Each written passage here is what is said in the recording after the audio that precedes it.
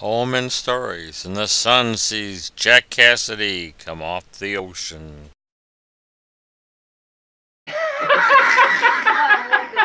Go! Jack Cassidy, Old Men Stories. Roland Willits, Omen stories. We are old men. Yes, we are. Yeah. You're a baby, but you know. Well, next to you, I'm a baby. my knees and my back don't. Yes. Don't say I'm a baby. Yes, but we don't talk about that in Old Men stories. Oh. We talk about the energetic one of us. You know that other one. You know the one that doesn't take naps. You mean the wish? Yeah. The wish. Yeah, okay. Yeah, we could do that. You know, we're here at their new home, in their new home, Gumlog, Georgia. Gumlog, Georgia. Yeah. Now that is a name. Yeah. You would like to know where it comes from? Yeah. Well, back in the 1700s, this area was owned by the Cherokee, and it was a timber farm for sweet gum. Oh. And the idea of gum log was they would cut the big things of sweet gum and put them down there to sit on, and this was the place where in what was then Franklin County they would come and do the administrative stuff for government, sitting on the gum log trees, and this area became known as Gum Log. Oh, okay. So this is sort of a legislative creation area. Yeah, but there's It's sticky though, right? there's not many people out here now. It's just out in the sticks. Out in the Nowheresville. Yeah. Yeah. Well, I thought you had said gum lock, and I says, oh, lock. Oh, I got something to bring in. I says, I bet you went through a lot of locks. You mean like? Like boat locks. Oh yeah, Yeah. we've been through a lot of boat locks, Lois and I, in our time. Yeah. You travel all over in your little Wow. boogaloo, you know, that little canoe of yours. But yeah, well, we lived on a boat for, I don't know, 15 or 16 years. And Lois spent a lot of time in a convent in graduate school. Wow. And I spent a lot of time in graduate school. And so we lived in very small places. And so as we became adults, I think that both of us were just more comfortable In a cramped area. in small spaces. So we lived on a boat, and then later we lived in other small spaces. Yeah, well, Terry and I took a cruise down the Danube, Oh, wow. but you took a cruise all over our country in the inland waterways. Yeah, we went up, we bought the boat, it was a catamaran, we bought it in Florida. And when the kids were still not quite old. And we took a summer and sailed it up the Atlantic Ocean into the Hudson River and through the Great Lakes to the hinterland of Minnesota.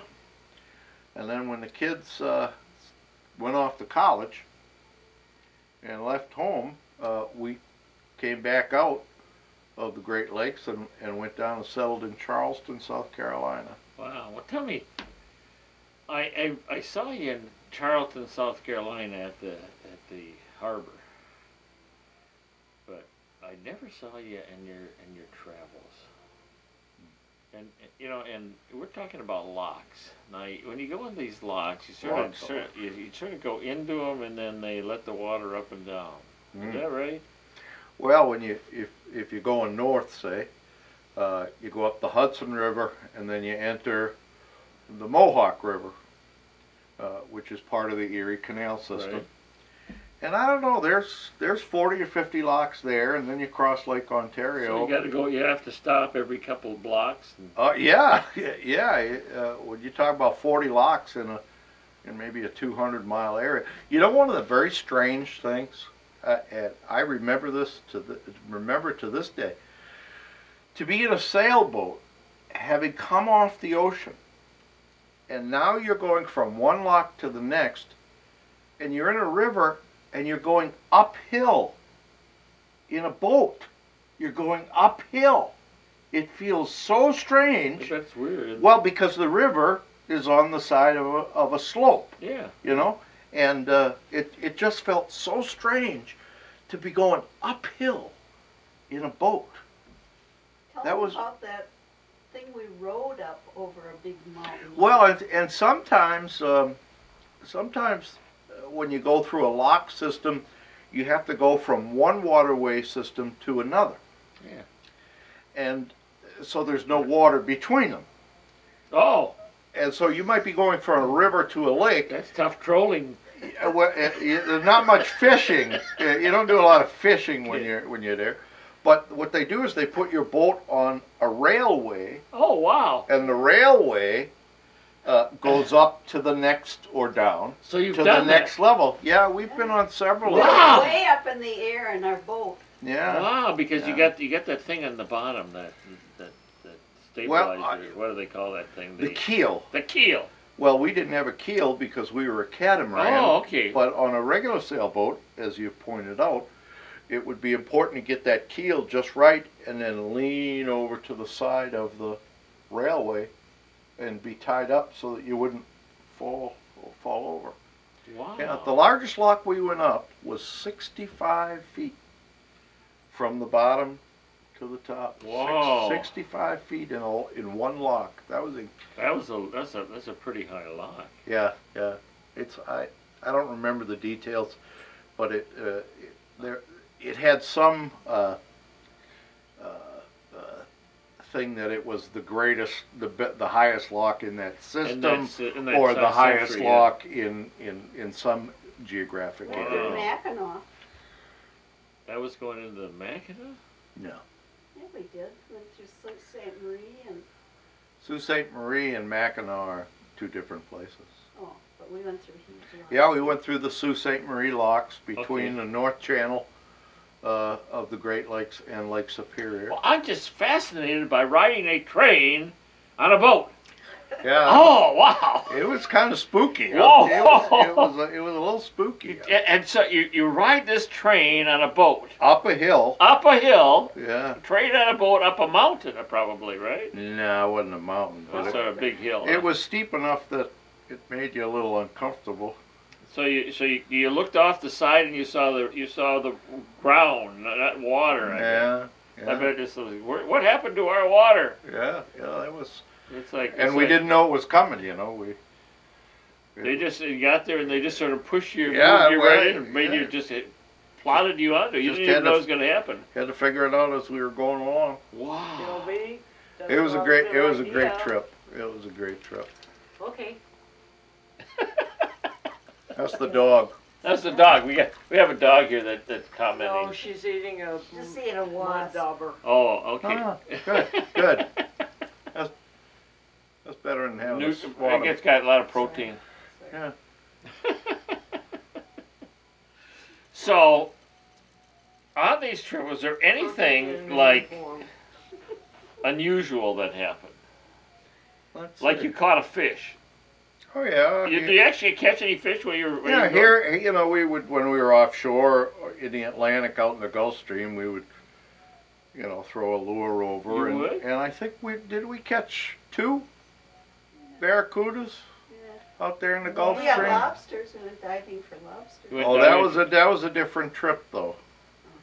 Yeah, and it was out of season, so we don't want to talk about it No, on you're film. right. There might be a game Yeah, warden watching yeah, this. Game wardens, they're beyond that time. They were very tasty Yes, lobsters yes, though, Yes, and we only got what we could eat for ourselves. that's right. Just a It was, couple. it was- Tell them about the storm with the umbrella thing.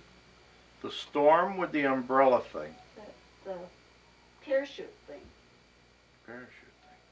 Oh, did you have an anchor? Oh, I know what Lois is Did talking you have about. a stabilizer anchor type thing? Yeah, we had a parachute anchor. For those of you Oh. that don't know what that means, it looks like a parachute, but you throw it out with lines when the waves get so high as to be dangerous for your boat, that if you were in the wrong position, it would flip it over. Right. You put out a parachute anchor.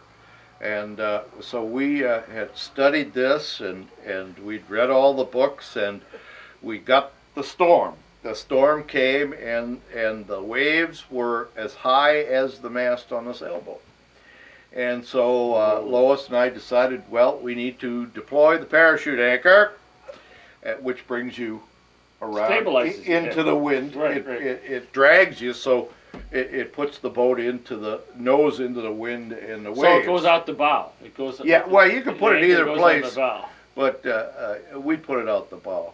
Of course, the first time we threw it out, you did tie it up, I hope. yeah, well, we tied it up, but you not only have to have it tied up for what's holding it to the boat, but you've got to tie something to the back of it, so that when the storm is over, you have something to pull it in.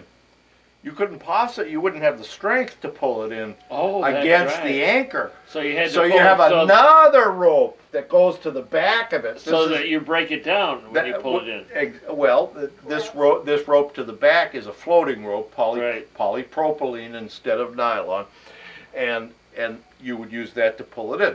Well, of course, when we threw it out the first time, all the ropes got all tangled up.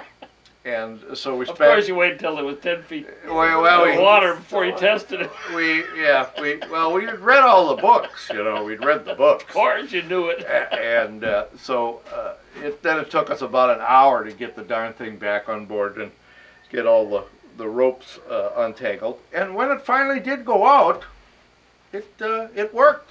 Wow. Yeah, it's scary to look back on and think about it and look at the pictures, but it wasn't scary at the time because we were so busy. We were too busy. We were too busy trying to get it untangled at the time. But yeah, they were waves that were way too big for the size boat we were in. Yeah, we shouldn't have been out there. Yep. Well, with that horrendous and beautiful rescue of your lives. Yeah. I don't think we're going to complete. Grandma's not going to be real excited about that story. Okay, we're going to say. You ready? Yeah. What do we do now? Roland Willits, Old Men Stories. Jack Cassidy, Old Men Stories. Yes! Old Men Stories. Just one more day on that cool ocean.